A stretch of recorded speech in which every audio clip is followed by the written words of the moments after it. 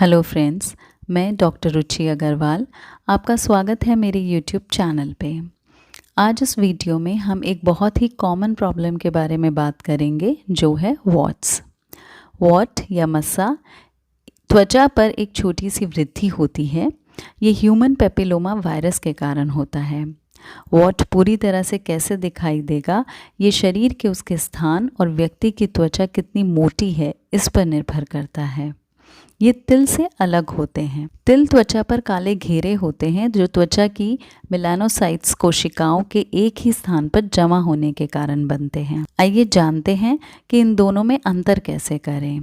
यदि त्वचा का रंग भूरा और काला है तो ये तिल है, पर कभी कभी लाल रंग के तिल भी होते हैं जिन्हें चेरी एंजियोमा कहा जाता है। काले तिलों से अलग दिखने के कारण कई बार पेशेंट्स चिंतित हो जाते हैं, लेकिन ये भी नॉर्मल तिल की तरह ही नॉन डेंजरस और नॉन कैंसरस होते हैं। वहीं अगर त्वचा के धब्बे रंगहीन हो तो ये वॉट है। त्वचा के स्थान छूने पर चिकना लगता है तो ये तिल है। वहीं यदि दाग त्वचा पर उभरा हुआ है और छोटी फूलगोभी की तरह दिखाई देता है तो ये मस्सा है। अगर काला धब्बा हाथ, छाती, चेहरे और पीठ पर है तो तिल है। वहीं हाथ, पैर, कोहनी, घुटनों जैसी हार्ड त्वचा पर अगर स्पॉट मौजूद है तो वो वॉट है। तिल डेंजरस नहीं होते। हालांकि तिल के त्वचा कैंसर में होने की संभावना होती है, पर वो बहुत ही कम है, इसीलिए इनके लिए कोई ट्रीटमेंट की ज़रूरत नहीं है। लेकिन वॉट्स वायरस से होते हैं। इन्फेक्शियस होने के कारण उन्हें जल्द से जल्द ट्रीटमेंट की आवश्यकता होती है ताकि ये और ना फैलें। इलाज के लिए वॉट्स के विभिन्न प्रकारों पर भी नज़र डालनी चाहिए। कॉमन वॉट, ये एक उठा हुआ मस्सा है जो रूखे स्तर जैसा होता है और सामान्य रूप से हाथों पर पाया जाता है, लेकिन ये शरीर में कहीं भी हो सकता है। फ्लैट वॉट, ये छोटा चिकना चपटा वॉट है जो स्किन टोन से मैच करता है और यूजुअली चेहरे, गर्दन, हाथ, कलाई और घुटनों पर सबसे ज़्यादा पाया जाता है।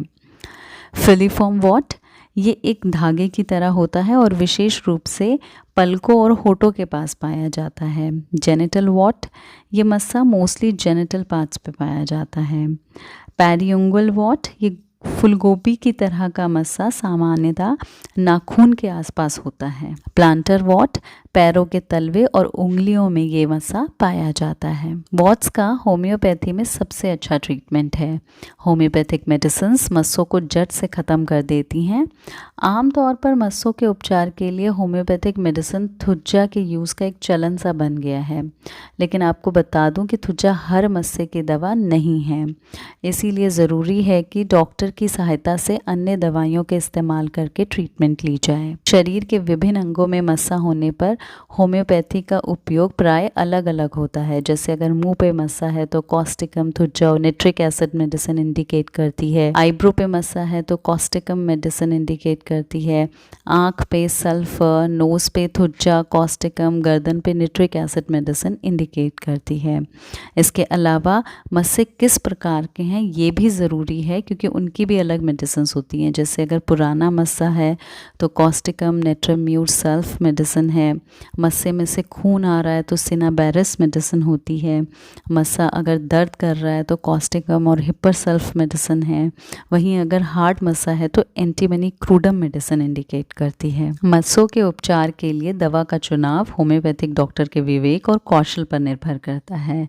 इसीलिए ज़रूरी है कि हमेशा ट्रीटमेंट किसी क्वालिफाइड होम्योपैथिक फिजिशियन की निगरानी में लिया जाए, क्योंकि इसमें कोई शक नहीं है कि इन बहुत सारी मेडिसिन में से होम्योपैथिक डॉक्टर द्वारा चुनी गई सही से मिनिमम तीर की तरह काम करती है और इफ़ेक्टिव ट्रीटमेंट प्रोवाइड करती है। फ्रेंड्स, इस वीडियो में बस इतना ही। आई होप ये वीडियो आप सबके लिए यूज़फुल है। इसे ज़्यादा से ज़्यादा शेयर करें और अपडेट्स के लिए मेरे चैनल को सब्सक्राइब करें। Thank you.